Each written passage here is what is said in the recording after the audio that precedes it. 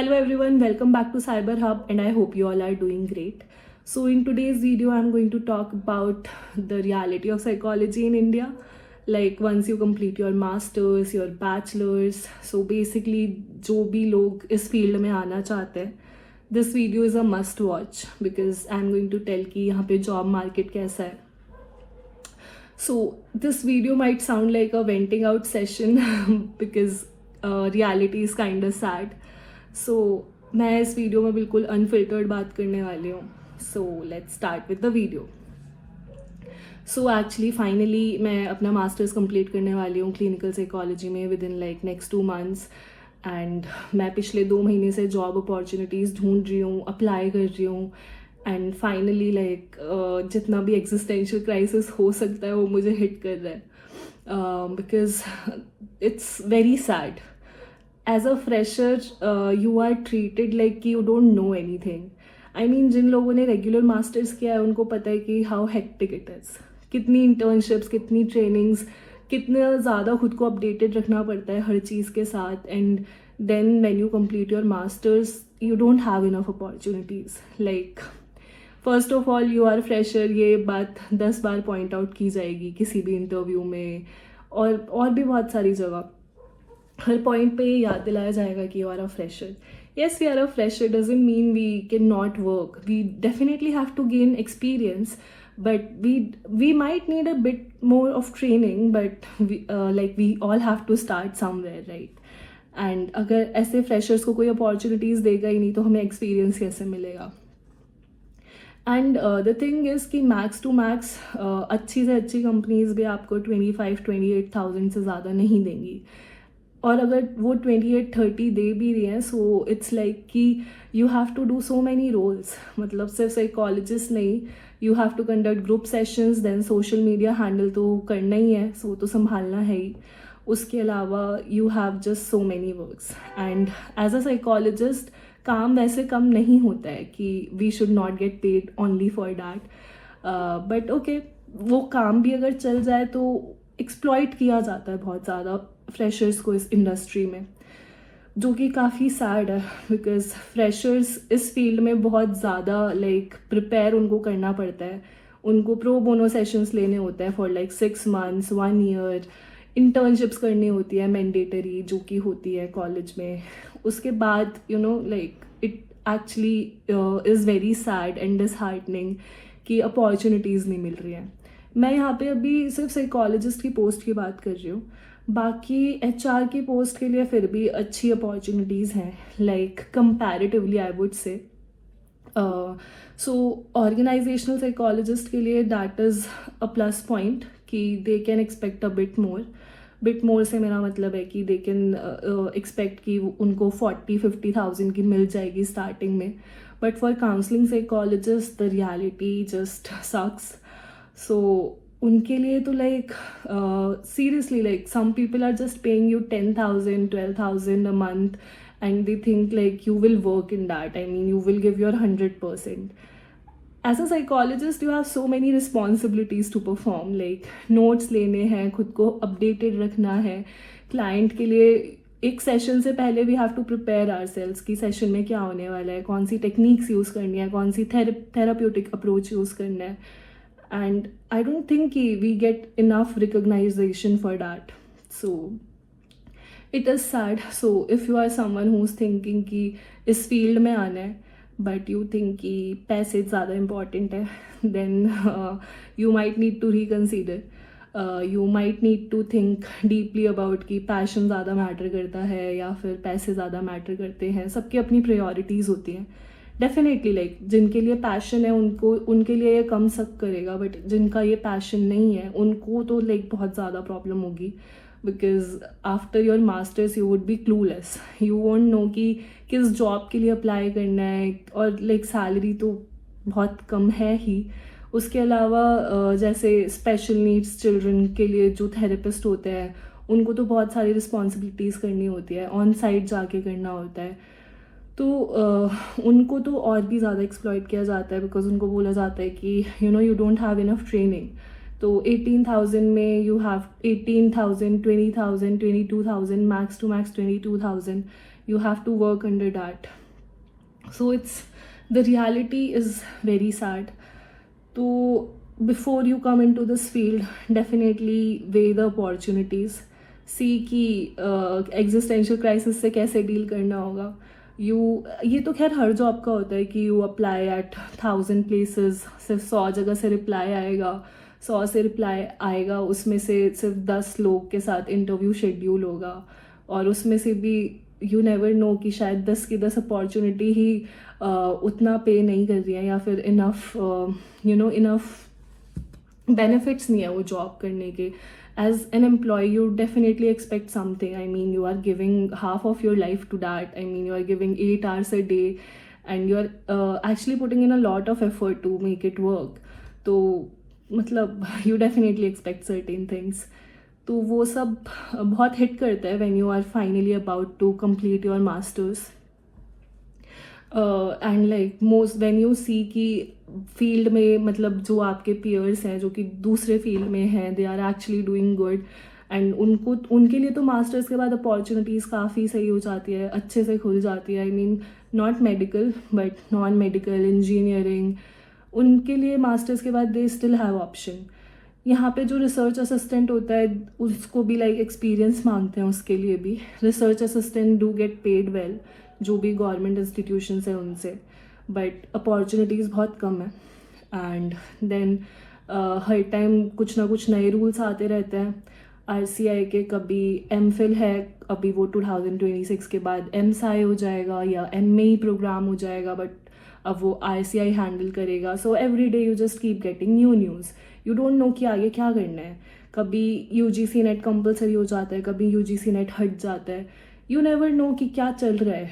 हर university का अपना exam है. Even if you clear net का एग्ज़ाम, उसके बाद भी बहुत सारी चीज़ें हैं कि जॉब मिलने के लिए, क्योंकि सीट एक तो ऑलरेडी सीट्स इतनी कम है. You have to prepare. Then जिस कॉलेज में आप अप्लाई करोगे उसके लिए भी आपको फॉर्म भरना पड़ेगा, हो सकता है वहाँ का एग्ज़ाम भी देना पड़े. तो there are just so many factors which you have to consider before you are going into this field. I mean और मतलब बैचलर्स के बाद तो आई डोंट थिंक कोई अपॉर्चुनिटीज़ ऐसे मिलती है, because you are not a psychologist. तो उसके बाद तो I mean you definitely can get HR internship या फिर HR work after gaining some experience, but not as a psychologist. Of course वो तो होना भी नहीं चाहिए, बिकॉज साइकोलॉजिस्ट बनने के लिए डेफिनेटली मास्टर्स इज नीडेड. तो वो पार्ट अलग है. But in masters you actually train yourself, you actually gather a lot of knowledge. So after that when you see कि उस चीज़ की उतनी वैल्यू नहीं है यहाँ पे, then you start doubting yourself. उसके बाद वो एग्जिस्टेंशियल क्राइसिस हिट करते हैं कि अब क्या करना है आगे लाइफ में. और इस बारे में लोग बात भी नहीं कर रहे हैं. And if you are choosing to do MPhil की लाइफ तो लाइक बहुत ही ज़्यादा टफ होती है. You have to like attend 40 hours की इंटर्नशिप, जिसमें कि कोई ब्रेक नहीं मिल रहा है अगर आप गवर्नमेंट में कर रहे हो. उसके बाद भी after like becoming a clinical psychologist, some people legit like opportunities जो कि पोस्ट होती हैं उसमें 35,000 40,000 लिखा होता है. When you are devoting 2 more years of your life to MPhil, जहाँ पे कि सोशल लाइफ ज़ीरो हो जाएगी. You will have to study so much. सिर्फ स्टडी नहीं करना है, हॉस्पिटल की शिफ्ट्स लगानी है. तो बहुत टफ होती है वो चीज़ें. और उसके बाद व्हेन यू सी कि उसकी वैल्यू उतनी हो ही नहीं रही है, तो you definitely get disheartened. And most of all ये जो रूल्स चेंज होते रहते हैं हर 2 महीने में, इट सक्स मोर. पता ही नहीं चलता कि ये रूल्स बना कौन रहा है. एंड सैड बात तो यह जो रूल्स बना रहे हैं वो उसमें से आई डोंट थिंक कोई साइकोलॉजिस्ट है भी, बिकॉज उनके क्वालिफिकेशंस एक तो कहीं नहीं लिखे. They are just making rules. पता नहीं आउट ऑफ द ब्लू लिख रहे हैं, क्या कर रहे हैं, but the reality is just too sad. I mean I know मैंने ये बहुत बार रिपीट कर दिया, but that's what you will go through once you will be about to complete your masters या फिर after your masters. So बहुत वेग सा हो जाता है. you were able to like एक बार मतलब मास्टर्स कंप्लीट हो जाए उसके बाद समझ में ही नहीं आता कि करना क्या है. Most of the people feel lost, specially इस फील्ड में, साइकोलॉजी के फील्ड में. लाइक लॉस्ट फील करना, डाउट होना, वो हर करियर में होता है, बट इसमें ज़्यादा होता है. एक तो as a therapist it's not just like कि you are going to just do therapy, you have to do 1000 more works along with इट. सो यू डोंट नो कि क्या करना है. तो I just want to say to future psychologists that please do consider all these things before diving into this field, क्योंकि ऐसे बहुत से पॉइंट्स आएंगे जहाँ पे कि लगेगा कि यार क्यों ही पैशन फॉलो किया है. But I don't want to say कि एज अ ट्रेनी साइकोलॉजिस्ट वो जो साइकोलॉजी मतलब वो जो थेरेपी प्रोवाइड करने के बाद सेटिस्फैक्शन आता है, that is of course like it brings so much happiness, satisfaction. But yeah, I mean, so satisfaction is not enough to live a life. You definitely need salary. So आप किसी भी psychologist को देखोगे, you will see कि वो सिर्फ एक चीज़ नहीं कर रहे हैं. वो अपनी वर्कशॉप्स अरेंज करते रहते हैं.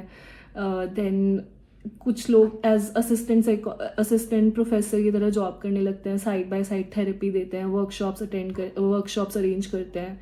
तो ये सारी चीज़ें करनी पड़ती हैं. And as a psychologist you have to keep yourself updated, you have to keep doing courses, internships, which is a good thing. वो हर फील्ड में होता है, बट हमारे लिए कंपलसरी है वो चीज़. अगर नहीं करेंगे तो we won't be a good therapist. But I don't think कि हमें उतना ज़्यादा लाइक रिकग्नाइज किया जाता है सोसाइटी में. फर्स्ट ऑफ ऑल इतना स्टिग्मा है. So definitely there come many points where you start doubting yourself. So मैं खुद like these days I doubt myself daily. I doubt my skills, my capabilities on daily basis. But at the end I keep reminding myself that this is my passion, and this is actually my passion. But sometimes it sucks when you are giving your 100% and when you see कि क्या चल रहा है तो समझ नहीं आता. जब सिस्टम ही ख़राब हो तो क्या कर सकते हैं. सो आई थिंक डेफिनेटली इंडिया में बहुत ज़्यादा ज़रूरत है साइकोलॉजी के फील्ड में इम्प्रूवमेंट होने की. इनफैक्ट वो जो नए रूल्स आए हैं क्लिनिकल साइकोलॉजी के लिए कि BSc हो जाएगा, वो सब भी क्लियर है ही नहीं. लाइक वो जो ड्राफ्ट है उसमें ढंग से कुछ भी मेंशन नहीं है. Like students are still confused. तो मतलब इट्स नॉट लाइक कि you are making it clear. अभी तक नहीं पता कि MPhil का क्या होने वाला है. वो MSci होगा, MA होगा, क्या होगा. और जिन लोगों ने ऑलरेडी कर लिया है उसका क्या होगा. कुछ डिटेल्स है ही नहीं उसमें. इट्स जस्ट लाइक कि आगे के लिए लिख दिया, बट जो ऑलरेडी इस्टेब्लिश्ड है उनका क्या होगा वो तो कहीं मैंशनड ही नहीं है. तो you keep going to supervisors asking कि क्या करना है, मतलब आगे क्या, मतलब RVS counselling psychologist, clinical psychologist. तो सीन थोड़ा मेस्ड अप है इस फील्ड में. If it's your passion definitely do follow it and do prepare yourself for this movement when your masters will about to be completed and you will have to apply for jobs कि existential crisis होंगे. But at the end you are a therapist, you are actually helping people out, saving many people's life. So of course वो satisfaction तो कोई नहीं छीन सकता आपसे. तो I would like to end the video now. I just want to say कि all the best to all the future therapists. I know you all are working hard. I know you all are giving your best. I know कि वो जो session होता है, it's not just that 1 hour. It's much more than that. And every client matters to you. And trust me, वो जो clients हैं, they just they respect you enough. अगर system नहीं भी कर रहा है तो clients को आपकी value पता है. And do keep that feeling with you कि एटलीस्ट क्लाइंट्स जानते हैं कि आप कितनी मेहनत कर रहे हो एंड उनके अचीवमेंट कितने पर्सनल लगते हैं, या फिर जब वो डाउनफॉल फेस करते हैं तो वो भी कितना ज़्यादा हमें अफेक्ट करता है. सो ऑफ कोर्स थेरेपी से जब लोगों को बेनिफिट होता है, वो जो सेटिस्फैक्शन होता है, वो जो हैप्पीनेस होती है, that's of course undefinable. So stick with that feeling and all the best again. Thank you so much for watching the video.